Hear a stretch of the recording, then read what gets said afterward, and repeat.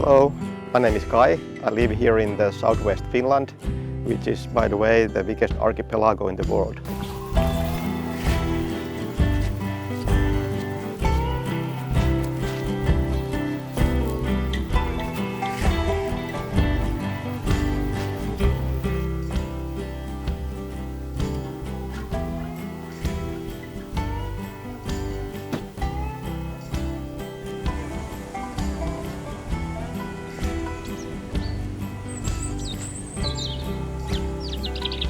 So this is not the wilderness, but it's a place where there's a lot of forest, a lot of islands, and a beautiful place.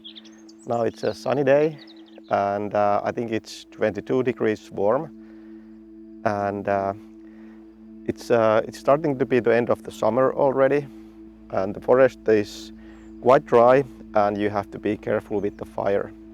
That's why this time I'm making fire in this shelter. And this shelter is actually a traditional Finnish shelter, what you usually have in the hiking trails. And you can have a break here, or you can spend the night. So we have thousands of these shelters, what we call laavu in Finland. Yeah, today let's talk a little bit about axes. And I have actually here a small hatchet. It's not a big axe. And let's do it.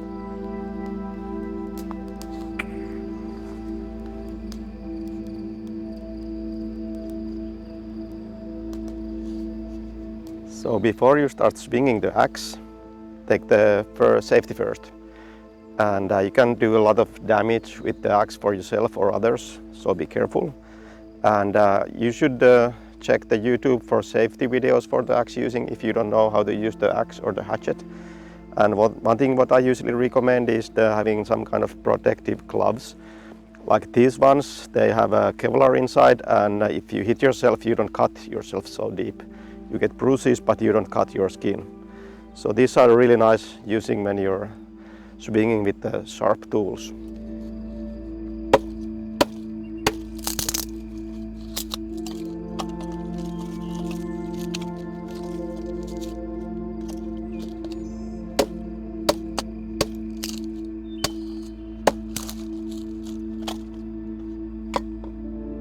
The small hatchet is really sharp.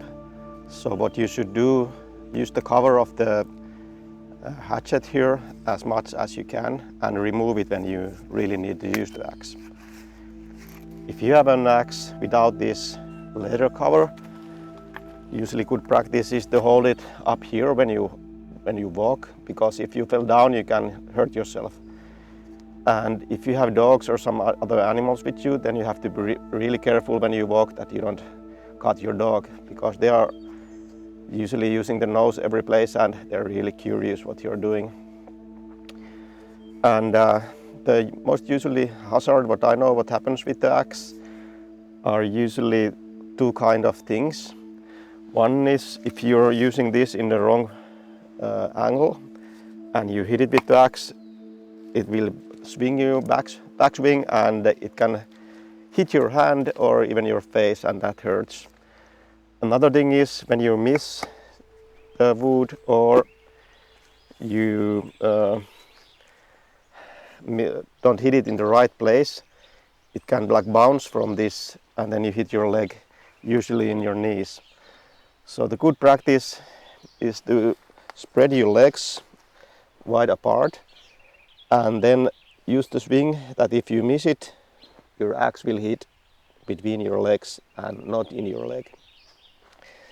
I chose this one. It's a little bit difficult to split with this axe. It has branches all over the place, and it doesn't split with one hit.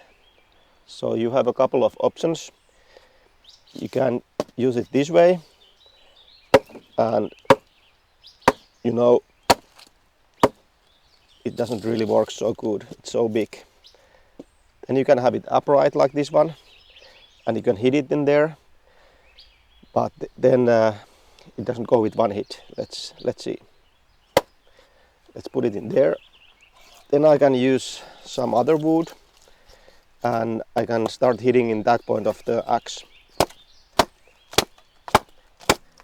So You can see this is really difficult wood. It's full of branches and it doesn't go like one go. And usually when you start fighting with wood like this, then you have the accidents. You did see I did miss a little bit. It was chopping a piece and I didn't hit myself. Let's try again.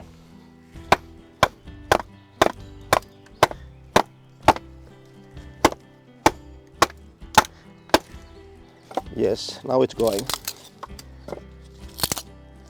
So this is the one way how to do it. Then you can make it like a half again. It can be easier if you just place the axe on it and start hitting.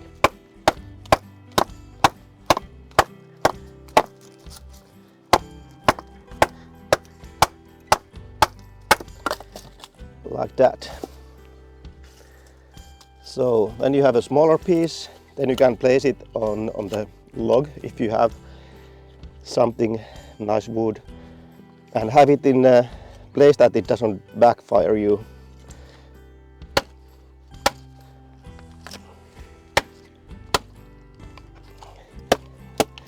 Like this. And almost. It has also two branches here, so not the easiest one to hit with. Let's use this again. Nice. So that was really difficult firewood, but we managed to split it anyway. Let's take an easier one.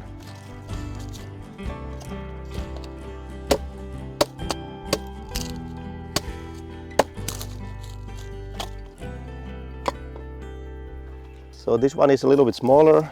It still has a couple of branches, but now it's maybe going a lot of easier. Let's check it out. Yeah, it's in two pieces. And then you can continue, make it smaller and smaller. These smaller wood are really good for lighting up the fire. So now when you have these small ones, you saw I was using it horizontal. If you put it upright like this and hit it, then it's a big chance that you will hit your hands. So use it horizontal like this and it's much safer. And this small axe is actually a really good tool when you want to have small firewood like this. And so light to use and it's really fast. So now we have a lot of firewood. So you need to take care of the axe also. Good thing what to do every time after the use some kind of cloth and clean it up. If it's wet, you have to dry it up. If there's some stain, you have to take that one out. You want the axe to look like a new all the time. And when you take a maintenance of it, it will serve you for years. And also you want to sharpen it. The easiest way to sharpen this axe is to use a whetstone. And I had it half hour in a bucket, so the air goes out from the stone. Then I can start sharpening it. You have to find out where the bevel is, and you can do these round moves, or then you can swipe it. With the axe I usually want to do the round moves and just feel where the bevel is, and then you're making a sharp axe. This is a little bit tedious work and it requires a lot of time. But if you sharp the axe all the time, it keeps sharp and then it's not so time consuming to sharpen it. And you don't want to put too much pressure on it, and especially you don't want to do it in the wrong angle. So you can be careful and do it slowly. This is actually quite relaxing job to do. After you think it's sharp enough, you can do some stropping. And this is a piece of leather, and it's not the shiny part, it's the how you say it, hairy part of the leather. And you can use if you have a leather belt, or sometimes you can use some kind of fabric also to do this. And this is mostly like finalizing the sharpening. It doesn't sharpen it so much anymore, but it removes the small stuff what the grinding stone didn't do. If you do this enough, you can make this really shiny. And for the handle, you can use some oil. I usually use boiled linseed oil. This is pretty cheap and easy to find in big canister, so you can have it at home, big amount of it. And this is something you don't have to do every time, but this walnut, this tree, the wooden part, you can see it when it's changing the color. When it's too light, it's too dry, and then you can give it a small amount of oil. As you see, I apply it in the cloth, and then I put it in here. Just check that you put it in all over the place, and you can leave it to dry after this, like 1 hour or so, but the final drying it will take 24 hours or something. It looks really beautiful after the oil.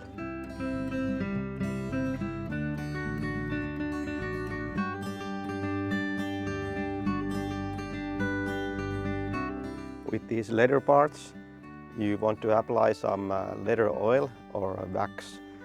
I would recommend you put first oil in here in these leathers, and when that cured, after that you can put the wax on it.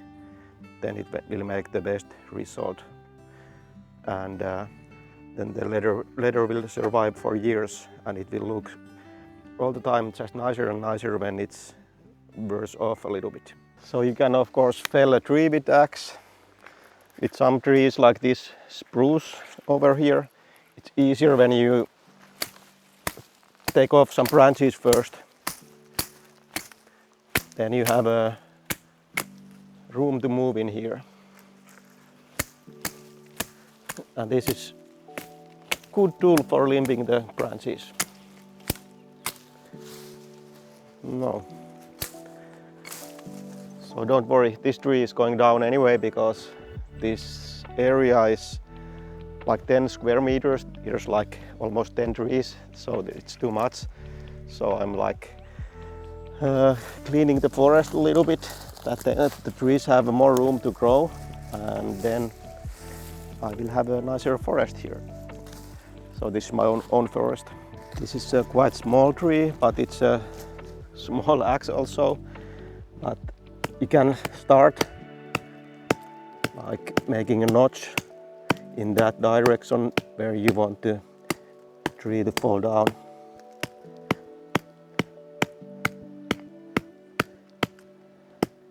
Make something like that.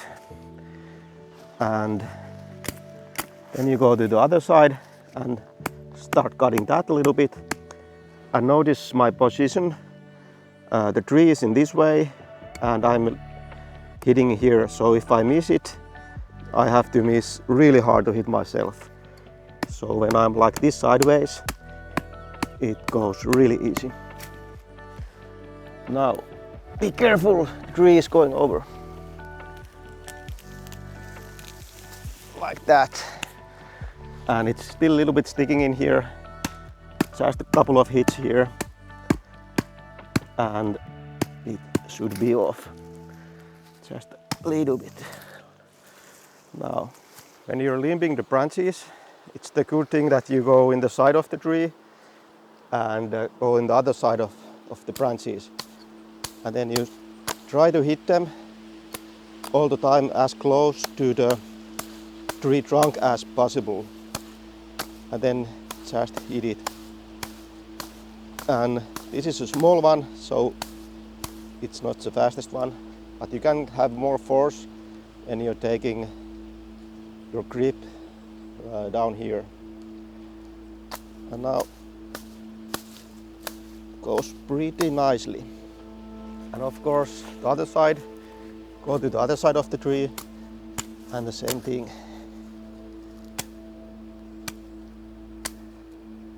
Like that. So with these kind of small trees you could do easily a nice shelter. And also when you have the pine tree, these branches are really good. They are great for making the roof. You can put a lot of these. And also in winter time they work under you when you're sleeping. You can have the somewhat insulation between the ground and your body.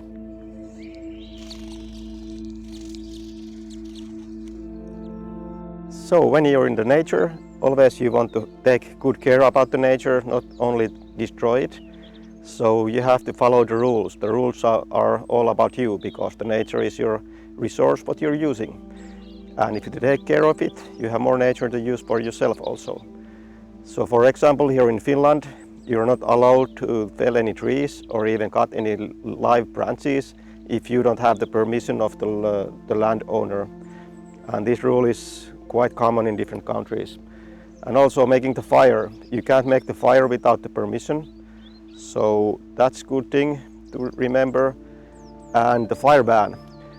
Now it's not the fire ban time, but in this area this is really dry forest. I can see it's so dry that small dust cloud goes when I walk here. So it's really easy to make a forest fire if you're not careful. So I'm not making fire now in the forest. I will make the fire in the fireplace. You can do also feather sticks with this one. If you use only the tip of the axe, you can see it makes nice shavings. So you need to have a sharp axe for this. And when you do a couple of these, the lighting of the fire is much easier, because when you give the fire for this kind of small feather stick, it lights up really fast and nicely.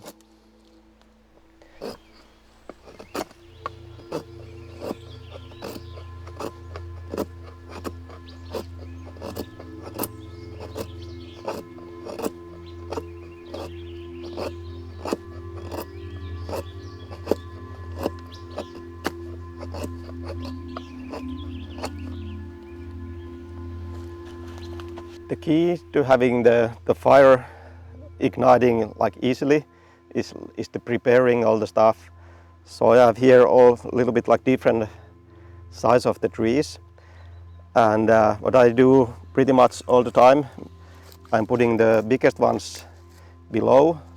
So these are going to be the base of the fire, and I'm going to actually ignite it from the top, and I think that's mostly the best idea to do it. So here are the biggest ones. Then I can start taking the second biggest ones, file it in here, and you can do it like a hashtag. You can put it like two pieces like this, and doing it all the way. Now I will put actually three of these here, like this. And then I have these small feather sticks. They're really small. You can do bigger ones if you need it, but I know that this is so dry wood that I don't need more of these feather sticks. And you can put the feather sticks a little bit like touching each other, so there's a good place to start the fire.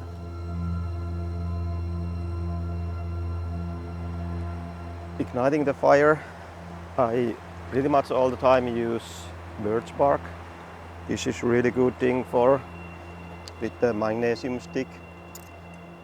and you can use the axe to shave this bark a little bit. And before you do it, you want to have the fire ready there.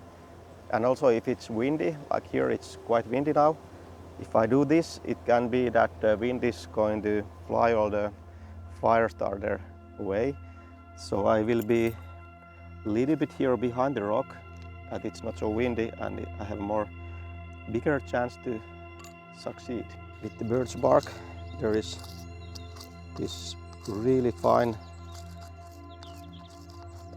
white stuff what goes off from the surface of the birch bark, and you just need some pile of it. Usually it's also good to have maybe another birch bark, but you can light with first putting light in this one. Let's see how it works.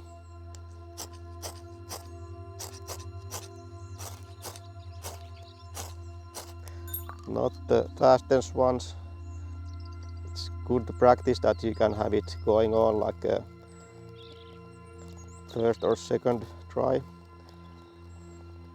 So now I have the birch bark. I still keep it a little bit here in the save from the wind, and it starts to roll off and burn, and you don't have to hurry up in this point.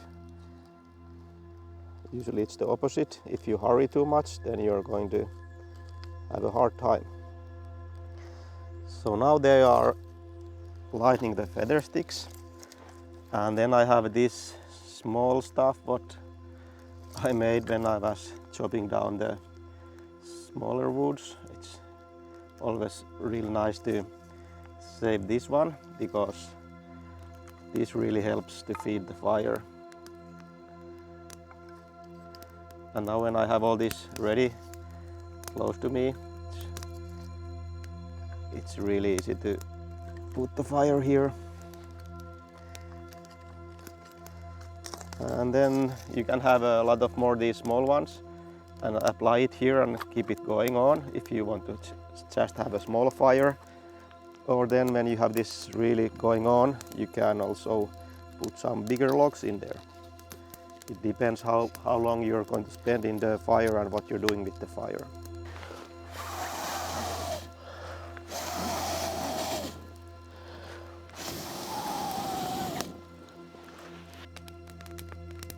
This is the BPS Bushcraft Axe. It's really compact size, compact weight. It has a beautiful walnut handle and carbon steel and convex grind. Really beautiful one. What I really like with this small axe, it's like real bushcraft axe. You can carry this in the trips where you don't want to have a bigger axe. So when you're having on the belt, you don't really feel it. It's like having a knife there.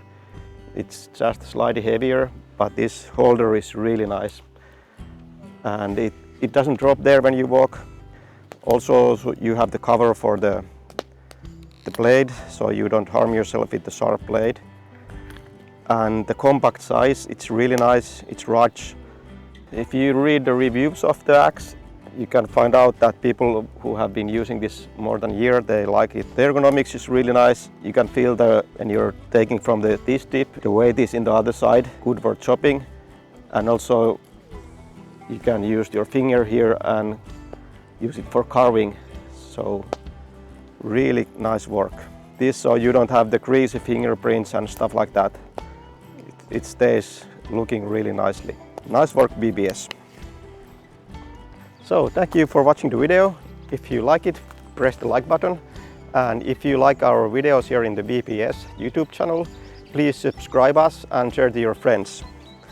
And we will be really happy if you can share what your interest about the videos, what kind of content you want to see.